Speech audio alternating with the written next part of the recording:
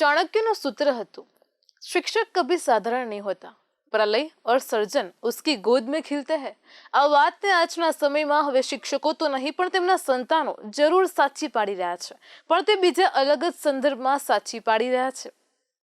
રાજ્યમાં મહીસાગર જિલ્લાના ખાનપુર તાલુકામાં છાણી ગામનો બનાવ છે। છાણી ગામમાં રહેતા આચાર્યના પુત્રએ કરેલા કૌભાંડનો થયેલો પર્દાફાશ બતાવે છે કે પિતા સ્કૂલમાં તો પુત્ર કૌભાંડમાં આચાર્ય નીકળ્યો। આ કૌભાંડ પાછું ગુજરાત પૂરતું જ સીમિત નથી, તેના છેડા બીજા રાજ્ય સુધી તેની તપાસના તાર પણ લંબાયા છે।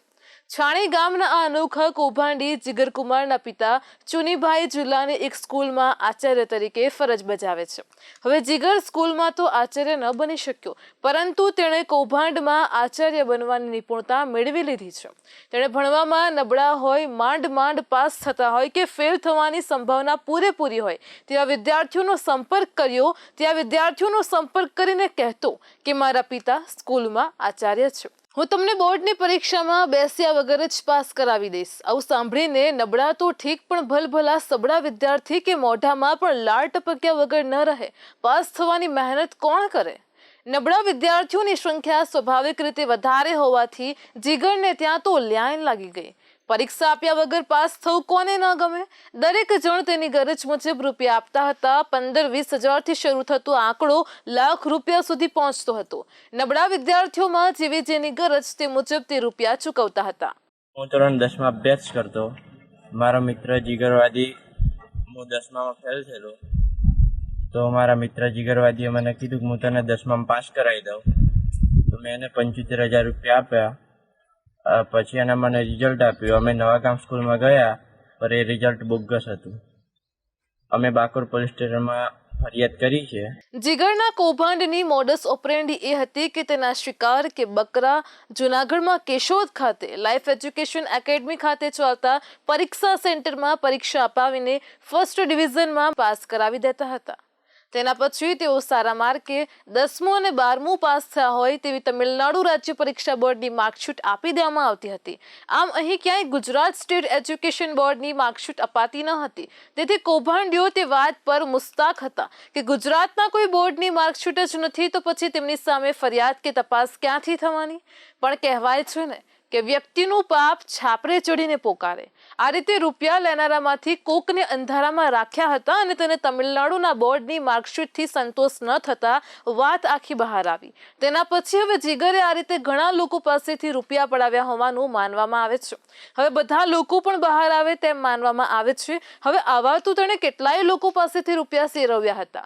આ કૌભાંડની રકમ જીગર કોઈ ગૌરવ ચૌધરી નામના વ્યક્તિને ઓનલાઈન ટ્રાન્સફર કરાવતો હતો। આ આખી બાબત બતાવે છે કે આ કૌભાંડમાં જીગર તો ફક્ત એક પ્યાદો જ હોઈ શકે। જો તેમાં ઊંડા ઉતરીને તપાસ કરવામાં આવે તો તેના તાર ફક્ત તમિલનાડુ નહીં, અનેક રાજ્યો સુધી જોડાયેલા નીકળી શકે છે। હવે સૌથી મોટો સવાલ તો એ છે કે ગુજરાતમાં રહેતા આ જીગરને એવી તે કઈ કડી મળી ગઈ છે કે તે તમિલનાડુના શિક્ષણ બોર્ડની પરીક્ષાની માર્કશીટ પૂરી પાડી શકે છે। મારો છોકરો 10મા ધોરણમાં 2 વિષયમાં ફેલ થયેલો હતો, એના માટે નજીકના જીગરભાઈ વાદી કરીને મુલાકાત થઈ ગઈ। એટલે મને એવું કહેલું હતું કે ભાઈ મને ઘેર બેઠા માર્કશીટ અપાવી દે, તમે એની ચિંતા ના કરતા, 11માનું એડમિશન બી હું તમને કરાવી આલે, તમે મને 75,000 રૂપિયા લો, માર્કશીટ આપીને તમને નવાગામ સ્કૂલની અંદર એડમિશન કરતા। અમે જ્યારે સ્કૂલની અંદર આચાર્ય સાહેબને મળ્યા અને અમે માર્કશીટને બધું બતાવ્યું, એમને કીધું કે ભાઈ આઉટ સ્ટેટની માર્કશીટ એટલે આ 11મામાં એડમિશન થાય નહીં, તમારા અહીંનું ગુજરાતનું માર્કશીટ હોય તો એડમિશન થાય। એ બાબત મેં બાકોર પોલીસ સ્ટેશનની અંદર ફરિયાદ આલેલી છે અને પોલીસ આગળની તપાસ કરે છે।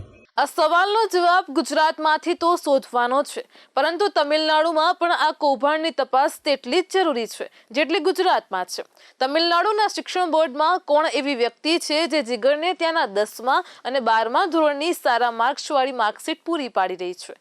આ વ્યક્તિએ છે કે જીગર સુધી તાણાવાણા એવા તે કેવી રીતે મેળવ્યા કે છે કે દક્ષિણની માર્કશીટ પશ્ચિમમાં મળતી થઈ ગઈ? અહીં ચકાસણી એ પણ કરવાની છે કે તમિલનાડુની માર્કશીટના બદલામાં ક્યાંક તમિલનાડુમાં ગુજરાત બોર્ડની માર્કશીટ તો પૂરી પાડવામાં નથી આવી રહી ને? આવું ક્યાંક ક્રોસ સેટિંગ તો નથી ને? તેની તપાસ પણ જરૂરથી થવી જોઈએ। ગુજરાતમાં બોગસ માર્કશીટ બનાવી આપવી તે પ્રકારના કૌભાંડ વારંવાર આવતા રહે છે। તેમાં ક્યાંક તો આખી માર્કશીટ બોગસ હોય છે, આ સિવાય માર્ક વધારી આપવાની લાલચ આપવામાં આવતી હોય છે। હવે કદાચ ગુજરાતમાં માર્કશીટ કૌભાંડમાં નવા જ પ્રકારની મોડસ ઓપરેન્ડી અમલમાં કરવામાં આવી છે, જે પહેલી વખત આંતરરાજ્ય ધોરણે અમલમાં આવી રહી છે. આમ જોઈએ તો ક્યાંક ગુજરાત અને ક્યાં તમિલનાડુ, તેમ છતાં પણ છેક તમિલનાડુની 10મા અને 12મા ધોરણની માર્કશીટ ગુજરાતના વિદ્યાર્થીઓને આપવામાં આવી રહી છે. આમ ભાષા જુદી, વલણ જુદું, પણ કૌભાંડોમાં બધા એક એ વાત સાચી છે. આ જોતા કટાક્ષમાં કહી શકાય કે ભવિષ્યમાં વન નેશન વન માર્કશીટની પરિકલ્પના આકાર પામે તો તેના મૂળમાં આ કૌભાંડીઓ જ હશે. આગામી દિવસમાં કૌભાંડમાં કોઈ નવો જ ફણગો ફૂટે કે રહસ્યોદ્ઘાટન થાય તો આશ્ચર્ય ન થવું જોઈએ.